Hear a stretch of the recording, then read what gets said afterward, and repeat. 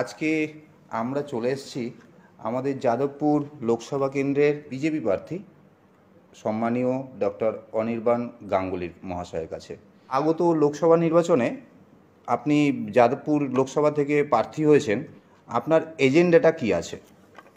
দেখুন, এজেন্ডা হলো মানুষকে বলা যে গত 15 বছর ধরে তারা এখানে যাদেরকে নির্বাচিত করে পাঠিয়েছিল লোকসভায়, যাদবপুর লোকসভা থেকে, তারা কেউই কিন্তু তাদের পাশে দাঁড়ায়নি। তারা আগামী একবার জিতে 5 বছর তাদেরকে মানুষের পাশে দেখা যায়নি। বিভিন্ন সংকটের সময় তাদেরকে মানুষের পাশে দেখা যায়নি এবং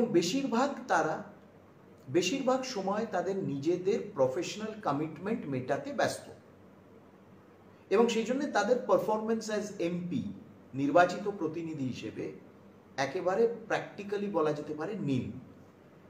এছাড়া তাদের নিজেদের দলের অন্তর্কলহ, অন্তর্দ্বন্দ্ব, দলীয় কোন্দলের তারা শিকার হয়েছে এবং জর্জরিত হয়েছে এবং এমপি হিসেবে তারা সেজন্যেও কোনো কাজ করতে পারেনি, তাদের দলই কাজ করতে দেয়নি। অর্থাৎ কন্ট্রাডিকশনটা কিরম দেখুন, যারা নির্বাচিত প্রতিনিধি হলো যাদবপুর লোকসভা থেকে, তারা নিজেদের মধ্যে কন্ট্রাডিকশনটা মেটাতে পারলো না। অর্থাৎ যে তারা গায়ক না তারা জনপ্রতিনিধি, তারা নায়িকা না জনপ্রতিনিধি, তারা নিজেরা সিনেমা করবে, বিভিন্ন তাদের প্রফেশনাল কমিটমেন্টের পেছনে ছুটবে, নাকি তারা মানুষের পাশে দাঁড়িয়ে থাকবে, এটা তাদের কন্ট্রাডিকশন। তারা নিজেদের সত্তার মধ্যে এই কন্ট্রাডিকশনটাকে তারা সলভ করতে পারলো না। অন্যদিকে তাদের দল, তারা বলে তাদের দল তাদেরকে কাজ করতে দেয়নি, তাদের দল তাদেরকে কোনো রকম কিছু প্রকল্প এখানে করতে দেয়নি, তাদের দলের লোকেদের, দলের নেতাদের সেখানে কাটমানি দিতে হয়েছে বা তারা দাবি করেছে, তাদের পার্সেন্টেজ দাবি করেছে, তাহলেই কাজ করতে পারবে। তাদের নির্বাচিত প্রতিনিধিদের তারা বলছে এটা এরা দাবি করেছে। অর্থাৎ ব্যাপারটাই এতটাই ঘোলাটে হয়ে গেছে গত 15 বছরে এবং সেই জন্য বলা হচ্ছে, আমি বারবার বলছি যে যাদবপুর লোকসভা কেন্দ্রে একবার বিজেপিকে একটু মানুষ সমর্থন দিক, একবার দেখুক না জিতিয়ে কি ধরনের কাজ আমরা করতে পারি, কিভাবে আমরা কাজ করি, কিভাবে মানুষের সাথে থাকি। আপনি মানুষের কাছে যাচ্ছেন, ঘুরছেন, কি সাড়া পাচ্ছেন? সাড়া খুব ভালো পাচ্ছি। মানুষ আশীর্বাদ করছে, মানুষ স্বাগত জানাচ্ছে, মানুষ সমর্থন দেখাচ্ছে। এটা একেবারে লোকসভার সারা বিভিন্ন প্রান্তে আমি এই সাড়া পাচ্ছি।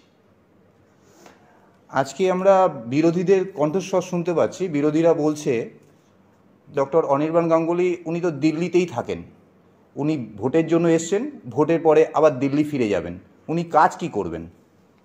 শ্রীগুরু আশ্রমের পাশে বটাদার সিঙ্গাড়ার দোকানটা কি জানেন আমাদের বিরোধীরা? আমি জানি এবং আমি সেখানকার সিঙ্গাড়া খাই এবং সিঙ্গাড়া খেতে এখনও ভালোবাসি, এখনও চান্স পেলে, স্কোপ পেলে গিয়ে সিঙ্গাড়া খাই। আমার দিল্লি যাওয়া নিয়ে, এখানে থাকা নিয়ে বেশি চিন্তা ভাবনা করতে হবে না। বটাদার দোকানের সিঙ্গাড়াটা একটু খাক এবং 15 বছর তাদের তো মানুষ জিতিয়েছিল। আমি গেলে মাঝে মাঝে, যেহেতু আমি জিতে গেলে তো দিল্লি যেতেই হবে, যাব যখন পার্লামেন্ট সেশনে থাকবে। কিন্তু এরা তো দিল্লি দূরের কথা, এরা তো দুবাই চলে গেল, আরেকজন হারওয়ার্ড চলে গেল এবং আরেকজনকে দেখাই গেল না, সে গান গাইতে গাইতে বসে গেল এবং তার মুখ্যমন্ত্রীর বিরুদ্ধেই বলতে আরম্ভ করলো। তো দিল্লি যাদবপুর থেকে দূর না দুবাই দূর নাকি হারওয়ার্ড দূর, এটা তার উত্তর দিন। বাকি তো বটাদার সিঙ্গারা খেতে খেতে কথা হবে। আজকে আমরা সারা ভারতের নির্বাচনের পরিস্থিতি দেখছি, মহল দেখছি, আর পশ্চিমবাংলার মহল সব সময় পশ্চিমবাংলা একটু অন্যরকম, একটু পরিস্থিতি আলাদা থাকে, যার জন্য সেনাবাহিনী যে আসছে 920 কোম্পানি সেনাবাহিনী দিয়েছে। না, পশ্চিমবঙ্গ বলা যেতে পারে স্ট্যান্ডস আউট অন্য রাজ্যের থেকে। অন্য রাজ্য যেখানে, বিভিন্ন অন্য রাজ্যগুলোতে যেখানে হিংসার, রাজনৈতিক হিংসার বা ইলেকশনের সময় হিংসার একটা ইতিহাস ছিল, সে রাজ্যগুলো এগিয়ে গেছে। উত্তরপ্রদেশ, বিহার এবং বিশেষ করে যে রাজ্যে ভারতীয় জনতা পার্টি ক্ষমতায় আছে, সে রাজ্যে হিংসা হয়ই না। সে রাজ্যে যেখানে আমরা 17টা রাজ্যে রয়েছি সেখানে হিংসা হয়ই না। এই যে ধরুন রাজস্থানে আমরা ক্ষমতায় ছিলাম, আমরা হারলাম, তারপর আবার আমরা ক্ষমতায় এলাম। আমরা যখন ক্ষমতায় আছি এবং যে নির্বাচনে আমরা হারছি সেই নির্বাচনেও কিন্তু কোনো রকম হিংসা হয়নি। এই যে 5টা স্টেটে 2021-এ 5টা রাজ্যে যে নির্বাচনের ফলাফল ঘোষণা হলো, ব্যতিক্রম শুধু পশ্চিমবঙ্গ, অন্য কোনো রাজ্যে কিন্তু হিংসা হয়নি। গত বছর ত্রিপুরা দেখুন না, কেন? কেন হচ্ছে যে এই আমি বলছি গত বছর ত্রিপুরাও দেখুন, ত্রিপুরাতে আমরা ক্ষমতায় ছিলাম, আমরা আবার জিতলাম, একটা হিংসার ঘটনা হয়নি। তৃণমূল কংগ্রেসও সেখানে গিয়ে প্রচার করেছে ত্রিপুরাতে, সেখানে গিয়ে প্রচার করেছে, তাদের ফ্ল্যাগ ছেঁড়া হয়নি, ফেস্টুন ছেঁড়া হয়নি, তাদের বাধা দেওয়া হয়নি, তারা পরিষ্কারভাবে সেখানে প্রচার করেছে। কেন হলো? কেন এটা এই দলটাই অগণতান্ত্রিক মানসিকতার দল, অসহিষ্ণু দল।